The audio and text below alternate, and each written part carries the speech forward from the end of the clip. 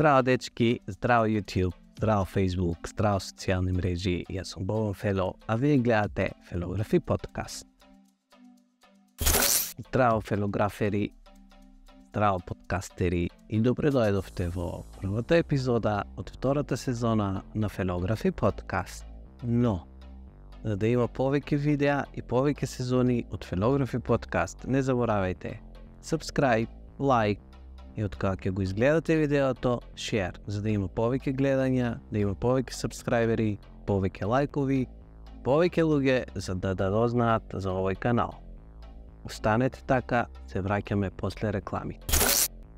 Нема реклами, но ако сакате да се рекламирате во Felografi podcast, пишете коментар под видеото или пишете ми на Facebook и Instagram. Звучи така малко по-професионално као професионални подкастери. Айде да се вратиме на реалността и да видим која е темата на денешниот подкаст. Во денешниот подкаст Felografi ќе ви зборува за full frame сензор и crop сензор, кои се разликите и кои се предностите, кои се негативите на едниот, а кои се на другиот.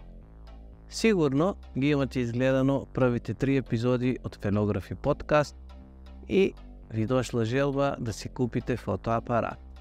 И сега доаѓа муабетот од типот. Ама full frame сензор, ама crop сензор ли апарат ќе си купиш? Професионален апарат или полупрофесионален апарат? Што е камера сензор? Сензорот на камерата е правоаголното парче внатре во камерата кое што ја прифаќа светлината и ја претвора во фотографија.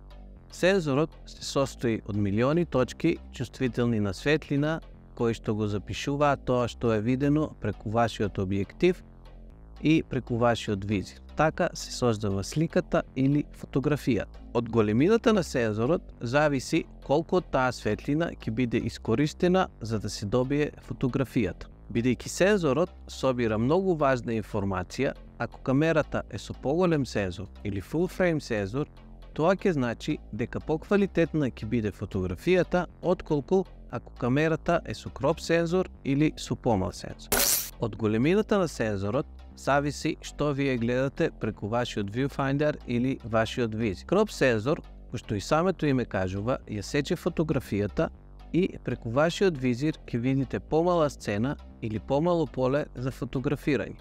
Додека со full frame сензорот, сцената или полето кој го гледате преку вашиот визир ќе биде поголем. Од големината на сензорот зависи колку боке или замагленост позади објективот ќе имате, колку ќе бидете флексибилни со вашето ISO во услови на слаба светлина и исто така зависи колку ќе биде голем вашиот фотоапарат. И најважно за секој фотограф почетник е колку мегапиксели ќе биде апаратот. Но еден дисклаймер. Покрај full frame и crop сензор постои и medium format сензор. Но обратно од името, medium format сензорите имаат поголеми размери дури и од full frame сензорот, но поради високата цена на пазарот, како на фотоапаратите, така и на објективите, тие се помалку застапени во секојдневната употреба. Исто така, постои и 4/3 сензор кој што е помал дури и од crop сензорот. Но, за да не настане каша попара во оваа епизода од Felografi podcast, ќе се задржам главно на full frame сензор и на crop сензор. Ако сакате да направам посебна епизода за другите два вида на сензори, пишете ми во коментар под видеото. И не заборавајте subscribe.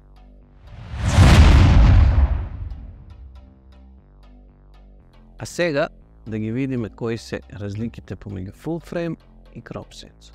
Full frame апаратите, сензорот е 24 мм висок и 36 мм широк, со што дава соодност 3:2 или попознато како aspect ratio. Овие димензии, како и името цела рамка, текнуваат од времето на филмските камери, поконкретно од фактот дека овие сензори имаат исти димензии како една рамка или негативна ролна од 35 мм филм. Кај камерите со сензор со исечена рамка или crop сензор, сензорот е многу помал. Колку точно помал, или познато како фактор на одсекување, може да варира и зависи од видот на камерата што ја користите. Кај Nikon апаратите и кај повеќето други апарати, факторот за сечење или кроп фактор е 1,5. Кај Canon апаратите е 1,6. Ја не сум многу добар по математика, ама дали сум добар во фотографија, пишете ми во коментар под видео. И subscribe. Но ќе се обидам да ви објаснам како функционира кроп фактор. Да речеме дека користите никонски објектив 50 мм. Ако овој објектив го ставите на камера со кроп сензор, вашето фокусно растојание место 50 мм ќе биде 75 мм. Тоест, ќе имате објектив 75 мм. Како го добив ова? Епа, помножите 50 фокусно растојание по кроп фактор 1,5 и ќе го добиете резултатот. Сега, кога ја разбравме математиката во фотографијата, да се вратиме на сензорите и да ги разгледаме малку подетално. Во меѓувреме, пишете ми во коментар под видеото каков апарат сакате да си купите или каков апарат веќе имате.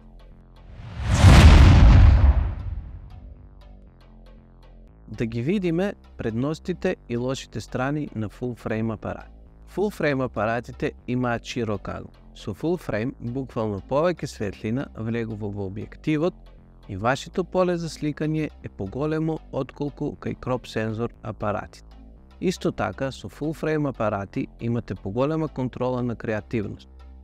Имате повеќе контрола на длабочината на полето или замагленоста на позадината, така нареченото боке. Подобар динамички обсек или HDR. Друга предност на full frame апаратите е тоа што возможуваат поголема преодна тонска вредност, поголема тонска точност и подобра точност на боите, или попознато како HDR. Ако користите Lightroom или Photoshop, тоа сигурно го знае. Подобри перформанси во услови на слаба осветленост. Со full frame сензорот можете да снимате при слаба осветленост со повисоко ISO, без премногу влошување на квалитетот на сликата. А сега да позборуваме и за лошите страни на full frame апарати.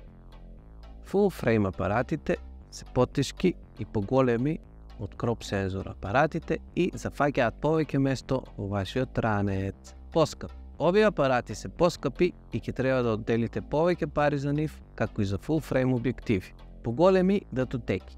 Бидејќи full frame апаратите собираат повеќе информација во самата фотографија, тоа резултира и со поголеми датотеки кои што земаат повеќе меморија од вашата мемориска карта.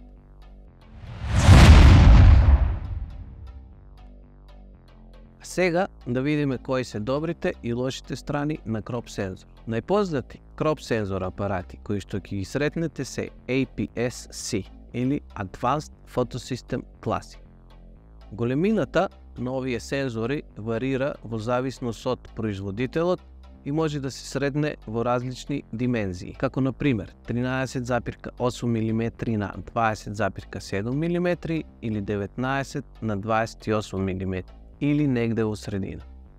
Canon кроп сензорите се помали од тие на Nikon, Pentax или Sony. Затоа, кога бирате кроп сензор апарат, имајте го ова на ум. Сега да видиме кои се предностите на кроп сензора. Полест. Помалите сензори значат помали и полесни камери.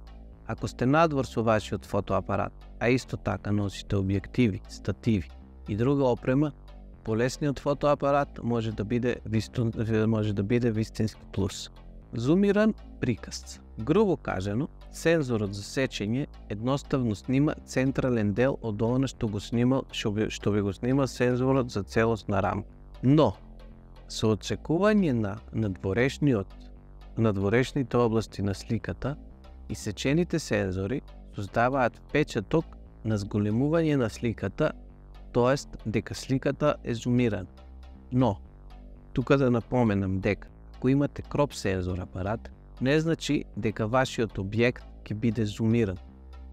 Објектот ќе си остане ист, но тоа што го гледате на сликата, ако ја сликате со full frame сензор, ќе биде поголема, а ако ја сликате со кроп сензор, ќе биде помал. Пример, ако сликате full frame оваква, ако сликате со кроп сензор оваква. Одлични се за сликане надалече. Ако фотографирате, да речеме, спортски фотографии, диви животни или природа, или правите кой било друг вид на телефото и трябва да сликате одредени предмети отдалеку, сензорот за сечење може да биде корисен во овие ситуации. Исто така, кроп сензор апаратите се подостапни. Помалите сензори чинат помалку пари за производство, а тие заштети се пренесуваат на вас. Ако сте со помал буџет, камерата со сензора за сечење е веројатно најдобриот избор. Исто така, помали датотеки со слики.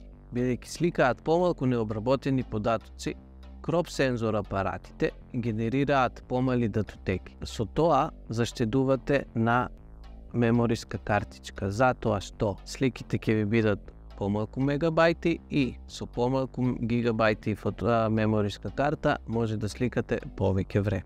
А сега да ги видиме недостатоците. Помала фокусна должина. Со користење на кроп сензор, дефинитивно вашето поле за сликање е помало и тоа што вашата камера ќе го види со full frame ќе биде намалено за 1,5 или 1,6 ако користите Canon. Ова може да го компензирате широкоаголни објективи, но најверојатно ќе добиете одредено изобличување на рабовите на вашите слики или ќе добиете виньетинг. Пониски перформанси при слаба осветленост. Кроп сензорот дозволува помалку светлина од full frame сензорите, што значи дека ќе треба да го зголемите ISO кога снимате во темни услови. Резултатот за жал ќе биде повеќе бучевост или повеќе ноиз во вашата фотографија. Понизок квалитет на слика. Помал сензор значи дека помалку информација и светлина влегува во вашиот апарат. Ова има последици за динамичкиот опсек, точноста на тонот и севкупниот квалитет на сликата. Затоа, кроп сензорите понекогаш можат да бидат со помал квалитет на слика. Тоа беше се за денес и за разликите помеѓу full frame сензор и кроп сензор. Се надевам дека научивте нешто повеќе и дека веќе имате представа каков фотоапарат сакате да си купите. Но не заборавајте. Ако имате буџет за кроп сензор, не се разочарувајте затоа што и со кроп сензор фотоапарати може да добиете прекрасни фотографии и прекрасни резултати. Јас сум поддржувач на тезата дека не апаратот или опремата го прави фотограф, туку неговата креативност, око за детајли и отворениот ум. Со постојана пракса, надоградување во вештините за сликање и постојанство можете да станете добар фотограф и без скапа опрема. Тоа беше за денеска. Subscribe, like, share. Се гледаме во наредната епизода на Philography Podcast. Чао!